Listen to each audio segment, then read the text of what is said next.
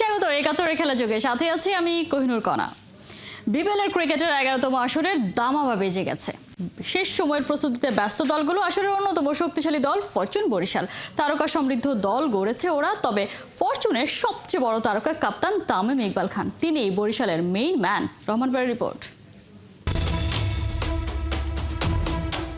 শিরোপা ধরে রাখার সব আয়োজন সারা। ফরচুন বরিশাল ডেরায় ফিরিয়েছে একের পর এক নামি দামি তারকা। তিন পাণ্ডব তামিম ইকবাল, মাহমুদুল্লাহ রিয়াদ, মুশফিকুর রহিম সাজাবেন পরিকল্পনা। তাওহিদ হৃদয় আর নাজমুল শান্ত ছড়াতে প্রস্তুত আলো। স্পিন ডিপার্টমেন্ট বেশ শক্তিশালী।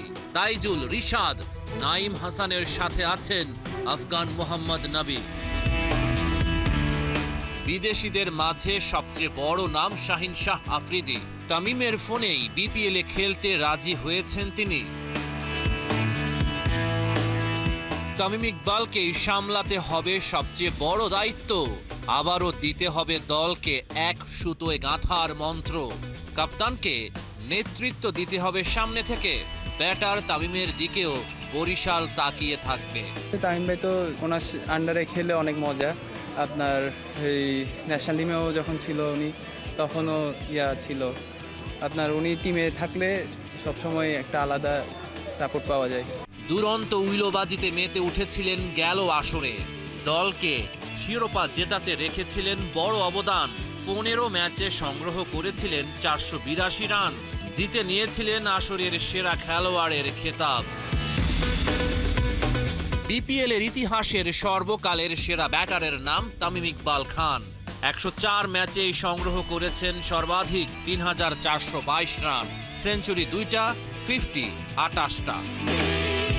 এবারও ফরচুন বরিশালের সাফল্য অনেকটাই নির্ভর করবে তামিম ইকবালের ওপর। ভালো ব্যাটিং করতেছে। আপনার এনসিএলও দেখেন 4টা ম্যাচ খেললো, ওখানেও 2টা বড় স্কোর করলো, একটা নট আউট ছিল। উনি আল্লাহর মতে খুব ভালো শেপে আছে। রহমান পেয়ার, 71। বিপিএলের ডিফেন্ডিং চ্যাম্পিয়ন ফরচুন বরিশাল এবারের আসরেও হট ফেভারিট। শুধু মাঠের পারফরমেন্স নয়, বরং মাঠের বাইরেও ফ্র্যাঞ্চাইজিটি ইয়াং প্লেয়ারদের ডেভেলপমেন্টে রাখছে অবদান। তবে দলটির মাঠে এমন সাফল্যের পেছনের সিক্রেট রেসিপিটা কি? এবার তার উত্তর দিয়েছেন ফরচুন বরিশালের কর্ণধার মিজানুর রহমান। জানাচ্ছেন রায়ান আহমেদ। বিদেশি প্লেয়ারদের রিক্রুটমেন্ট, ড্রাফটে বসে প্লেয়ার চয়েস, ইভেন আমরা এখন স্পন্সরের কাজগুলো অলমোস্ট সে করতেছে। তামিম ইজ দ্য, আমি বলতে পারি যে is almost like a owner of the team. Batter Tamim ইকবালকে তো অনেকেই চিনতেন, তবে মাঠের বাইরে তামিম ইকবাল যে একজন অলরাউন্ডার এর আগে সেটা জানতেন কজন? একটা দল চ্যাম্পিয়ন হতে মাঠের পারফরমেন্স তো থাকেই, সাথে থাকে আরও অদেখা অনেক গল্প।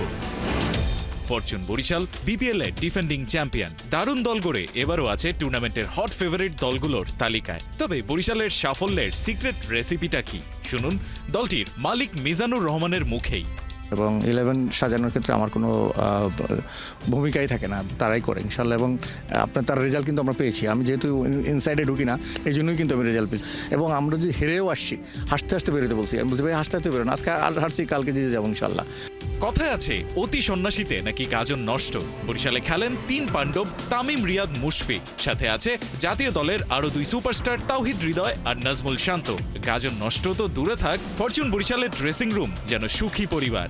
তো সেখানে অনেক সিনিয়র প্লেয়ার গত বছরও ছিল, এবং সবাই মিলে আমরা বসে একসাথে কিন্তু কাজগুলো করি। এবং আমাদের টিম বন্ডিংটা, টিম জেলিংটা is very good. Specially dressing room আমরা রিয়েলি নাইসলি আমরা মেনটেন করি। আগামীকাল কী খেলবে, কে কোন দলটা হবে, সবার সাথে বসে কথা বলেই তারা ঠিক করে। আর বরিশাল দলে তামিম ইকবাল একজন রোল মডেল। ইয়েস্টারডে সে সারা রাত জার্নি করে এসেও কিন্তু সে প্র্যাকটিসে আসছে এবং খুব ভালোভাবে প্র্যাকটিসটা করেছে। এবং I am sure wheel be very good in the field. Specially captain হিসাবে আরও ভালো করবে ইনশাল্লাহ। শুধু বড় বড় নাম দলে ভিড়িয়েই দায় মেটাননি ফরচুন বরিশাল শিবির, বরং ইয়াং টাইগাররা যাতে ড্রেসিং রুম শেয়ারের অভিজ্ঞতা কাজে লাগিয়ে ভবিষ্যতে ন্যাশনাল আর ইন্টারন্যাশনাল অ্যারেনাতেও রাখতে পারে নিজেদের ছাপ, তার জন্য তৈরি করেছেন সুযোগ। যখনই ওরা জিতে এসেছে তখন আমি কিন্তু খেলাগুলো দেখতেছিলাম। আমরা কিন্তু আমাদের কোটা শেষ করে ফেলেছি। Then I send a message to Farooq ভাই দ্যাট ভাই আমরা আমাদের কোটা শেষ করে ফেলেছি, বাট আমি আমাদের একজন ইয়াং প্লেয়ারকে আমার দলে ড্রেসিং রুম শেয়ার করতে চাই। সে এটা অ্যাপ্রুভ করেছে। আমরা সাথে সাথেই কিন্তু একজনকে ড্রেসিং রুম শেয়ার করার জন্য দিয়েছি, এবং এই ইয়াং প্লেয়ারদেরকে ড্রেসিং রুম শেয়ার করা মানে হচ্ছে যে 2-3 ইয়ার্স লেটার দেখবেন সে ভালো একটা জায়গায় দাঁড়িয়ে যাবে। বাংলাদেশ ক্রিকেটকে একটা অন্য উচ্চতায় নিয়ে যাওয়ার জন্য আমাদের এই প্রচেষ্টা। শুধুমাত্র ফ্র্যাঞ্চাইজি লিগ ক্রিকেটের একটি দল না হয়ে থেকে দেশের তরুণ ক্রিকেটারদের ভবিষ্যৎ অগ্রগতিতে নিজেদের অবদান রাখার যে দৃষ্টান্ত ফরচুন বরিশাল স্থাপন করলো, তাতে একটি ধন্যবাদ তো তারা পেতেই পারে। রায়ান আহমেদ, ৭১। আর মাত্র 3 দিন বাদেই শুরু বিপিএল। ঠিক তার আগে মন খারাপের খবর জানালো রংপুর। সৌম্য সরকারের ইনজুরির পর এবার তারা পাচ্ছে না আল্লাহ মোহাম্মদ গাজানফারকেও। ন্যাশনাল ডিউটির কারণে বিপিএলকে না বলেছেন এই আফগান তুর্কি। মোহাম্মদ হাসান সজীবের রিপোর্ট। বাংলাদেশ ওয়েস্ট ইন্ডিজ দ্বিতীয় টি-20 ক্যাচ ধরতে গিয়ে ইনজুরি সৌম্য সরকার, আঙুলে 5 সেলাই, মাঠের বাইরে থাকতে হবে অন্তত 3 থেকে 4 সপ্তাহ। এমন খবরের পর এবার আরেক দুঃসংবাদ পেল রংপুর রাইডার্স। এবারের সিজনে আর রংপুরের হয়ে খেলা হচ্ছে না আফগান তুর্কি আল্লাহ মোহাম্মদ গাজানফারের। চলতি মাসের শুরুটা একদম স্বপ্নের মতোই কেটেছে রংপুর রাইডার্সের। সৌম্য সোহানদের দুর্দান্ত পারফরমেন্সে গ্লোবাল সুপার লিগের শিরোপা জেতে রংপুর। বিপিএল এর আগে যা ছিল দলটার জন্য বেশ কার্যকরী। আত্মবিশ্বাসে তুঙ্গে থাকা রাইডারদের জন্য দুঃস্বপ্ন বয়ে আনেন দুর্দান্ত ফর্মে থাকা অলরাউন্ডার সৌম্য। ক্যারিবিয়ানদের বিপক্ষে দ্বিতীয় টি-20তে ইনজুরির কবলে পড়ে 3 থেকে 4 সপ্তাহের জন্য মাঠের বাইরে চলে যান তিনি। সৌম্যের এমন খবর আকাশ ভেঙে পড়ার মতোই রাইডারদের জন্য, কারণ 30 ডিসেম্বর থেকে শুরু হচ্ছে বিপিএল এর 11তম আসর। যদি সৌম্যের সেরে উঠতে 3 সপ্তাহ সময় লাগে, সেক্ষেত্রে অন্তত রংপুরের হয়ে প্রথম 6 ম্যাচ খেলতে পারবেন না তিনি। আর যদি এর চাইতেও বেশি সময় লাগে, তবে 8 ম্যাচে তার সার্ভিস পাবে না উত্তরবঙ্গের ফ্র্যাঞ্চাইজিটি। এতে কম্বিনেশন সাজাতে বিপাকে পড়বে দলটি। এই যখন হাল, তখন আল্লাহ মোহাম্মদ গাজানফারের খেলতে না আসার বিষয়টি আরো বিপদেই ফেলল রাইডারদের। বৃহস্পতিবার নিজেদের অফিসিয়াল ফেসবুক পেজে এক পোস্টের মাধ্যমে রংপুর কর্তৃপক্ষ জানায়, জাতীয় দলে বেশ ব্যস্ত সময় পার করছেন গাজানফার। জিম্বাবুয়ের বিপক্ষে প্রথম টেস্টের আগে নিজের নাম সরিয়ে নেন রশিদ খান। তার জায়গায় দলে সুযোগ পেয়েছেন গাজানফার। ফলে রংপুরের হয়ে আর খেলা হচ্ছে না এই তারকা লেগ স্পিনারের। চুক্তি বাতিল করেছেন তিনি। সৌম্য গাজানফারের সার্ভিস না পেলেও বেশ কিছু তারকা ক্রিকেটারের মাধ্যমে লড়াই চালিয়ে যাবে রংপুর। পাকিস্তানের খুশদিল শাহ, আকিব জাভেদ, ইফতিকার আহমেদ, স্টিফেন টেইলর ও ইংল্যান্ডের অ্যালেক্স হেলসের মতো ক্রিকেটাররা খেলবেন দলটির হয়ে। মাহমুদুল হাসান সজীব, ৭১। বিপিএলে অনিশ্চিত, এরই মাঝে পাকিস্তানের লিগে নাম দিলেন সাকিব আল হাসান। দল পেলে পিএসএল এ দেখা যাবে নাম্বার 75-কে। পিএসএল কর্তৃপক্ষ নিজেদের ফেসবুক পেজে একটি পোস্টের মাধ্যমে জানিয়েছে বিষয়টি। আগামী 11 জানুয়ারি হবে পিএসএল এর ড্রাফট, সেখানে দেখা যাবে সাকিবকেও। নিজের রাজনৈতিক পরিচয়ের কারণে টাইগার জার্সিতে অনিয়মিত হয়ে পড়লেও বিভিন্ন ফ্র্যাঞ্চাইজি লিগে নিয়মিত পারফর্ম করে চলেছেন সাকিব আল হাসান। পিএসএল এর দল পেলে সেখানেও আরও একবার দেখা যাবে দ্য সাকিব শো। সাকিবের পাশাপাশি পিএসএল ড্রাফটে নাম দিয়েছেন মুস্তাফিজুর রহমানও। এছাড়া বিশ্বসেরা তারকাদের মধ্যে ড্রাফটে থাকছেন Usman Khawaja, David Willey, Jason Roy, Sikandar Raza, Tom কারান, ডেভিড মালানের মতো ক্রিকেটারের নাম। চ্যাম্পিয়ন্স ট্রফির কারণে কিছুটা দেরিতে শুরু হবে পিএসএল এর এবারের আসর। সব ঠিক থাকলে এপ্রিলের শুরু থেকে মে মাসের মাঝামাঝিতে হবে ফ্র্যাঞ্চাইজি লিগটি।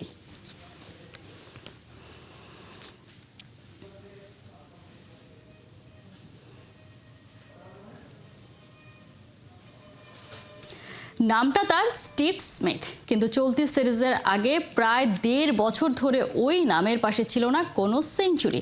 ব্যাপারটা ভাবতে অবাকই লাগে। তবে সেই খরা কাটিয়ে স্মিথ ব্যাক টু ব্যাক ম্যাচে পৌঁছে গেছেন 3 অঙ্কের সেই ম্যাজিক্যাল ফিগারে।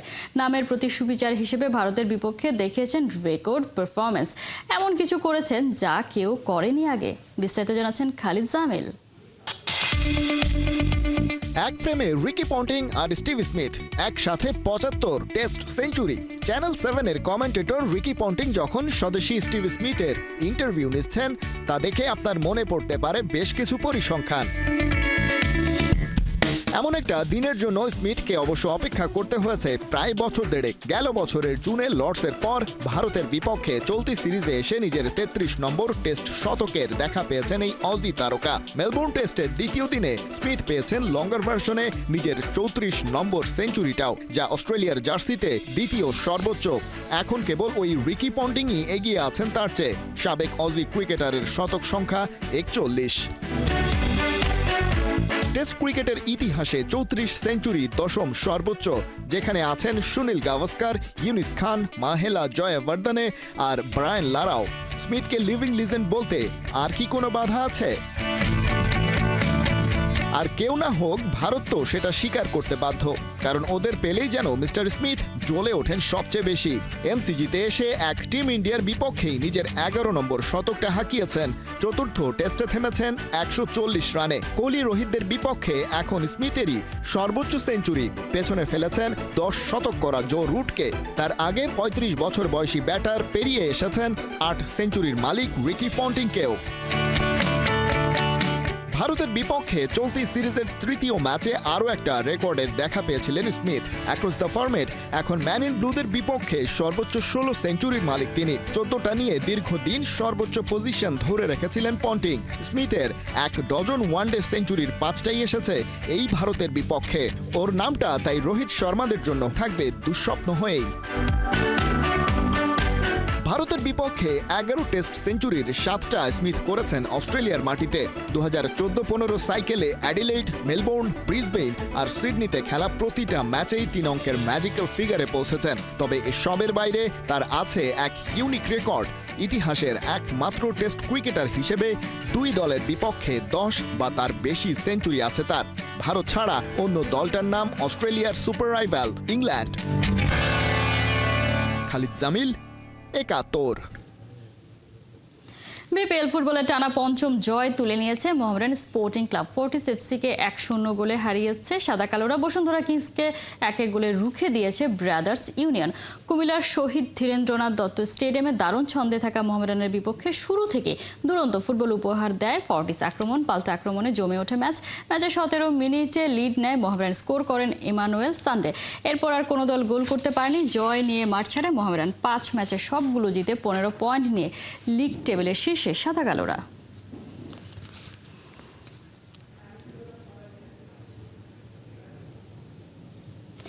বাফুফেতে আবারও ফিরছেন সাফজয়ী coach Golam Rabbani Chhoton. Football federation তাকে করতে যাচ্ছে এলিট একাডেমির প্রধান কোচের দায়িত্ব অর্পণ।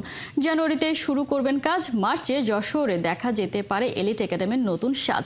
কাজী সালাউদ্দিনের সঙ্গে মনোমালিন্যে গেল বছর নারী জাতীয় দলের হেড কোচের দায়িত্ব ছাড়েন ছোটন। ১৪ বছরের সম্পর্ক চুকিয়ে তারপর কাজ করছিলেন বাংলাদেশ সেনাবাহিনীর ফুটবল কোচ হিসেবে। ডিসেম্বরে সেই চুক্তি শেষ হচ্ছে। বাফুফের ডেভেলপমেন্ট কমিটির চেয়ারম্যান নাসির শাহরিয়ার জাহিদি ছোটনকে আনছেন নতুন দায়িত্বে। কমলাপুরে একটি এলিট একাডেমির ক্যাম্প আপাতত বন্ধ। সুযোগ সুবিধা বিবেচনা করে যশোরে শামসুল হুদা ফুটবল একাডেমিতে তা স্থানান্তর করার চেষ্টা করা হচ্ছে।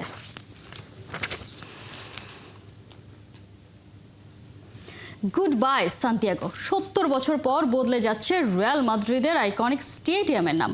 মার্কেটিং ইস্যুতে নেওয়া হয়েছে এমন নাম বদলের সিদ্ধান্ত, যদিও এখনও আসেনি আনুষ্ঠানিক কোনো ঘোষণা। বিস্তারিত রিপোর্টে। এস্তাদিও সান্তিয়াগো বার্নাবু ফুটবলের আয়নাঘর। এখানে ফুটবল নয়, লেখা হয় নতুন নতুন সব গল্পের স্ক্রিপ্ট। কারো কাছে যুদ্ধক্ষেত্র, কারো কাছে ঘুরে দাঁড়ানোর মঞ্চ। কত শত ফুটবলার এখানে পা রেখে বনে গেছেন সুপারস্টার। ঠিক এই জায়গাটায় এক হয়ে মিশে যায় ফুটবলার, সমর্থক, ছেলে বুড়ো সব আবেগ। ৭০ বছর পর এবারে বদলে যাচ্ছে রিয়াল মাদ্রিদের এই আইকনিক স্টেডিয়ামের নাম। সান্তিয়াগো বার্নাবু হতে চলেছে দ্য বার্নাবু। স্টেডিয়ামের অফিসিয়াল ওয়েবসাইট এবং সামাজিক যোগাযোগ মাধ্যম প্রোফাইলেও নাম বদলে হয়ে গেছে বার্নাবু। এমনকি স্টেডিয়াম ট্যুরের নামও পরিবর্তন করে রাখা হয়েছে ট্যুর বার্নাবু। রিয়ালের কিংবদন্তি president Santiago Bernabéu the guest. তার অবদানকে আজীবন মনে রাখতেই ১৯৫৫ সালে অল হোয়াইটদের স্টেডিয়ামের নামকরণ করা হয়েছিল সান্তিয়াগো বার্নাবু নামে। তারপর থেকে এটি বিশ্বের অন্যতম বিখ্যাত স্পোর্টস স্টেডিয়ামে পরিণত হয়। মার্কেটিং আর কমার্শিয়াল কারণে নাম পরিবর্তনের এমন সিদ্ধান্ত নিয়েছে লস ব্লাঙ্কোস। ঠিক একই কারণে এর আগে বদলে গিয়েছিল বার্সেলোনার হোম গ্রাউন্ডের নাম। ক্যাম্প ন্যু হয়েছিল স্পটিফাই ক্যাম্প ন্যু।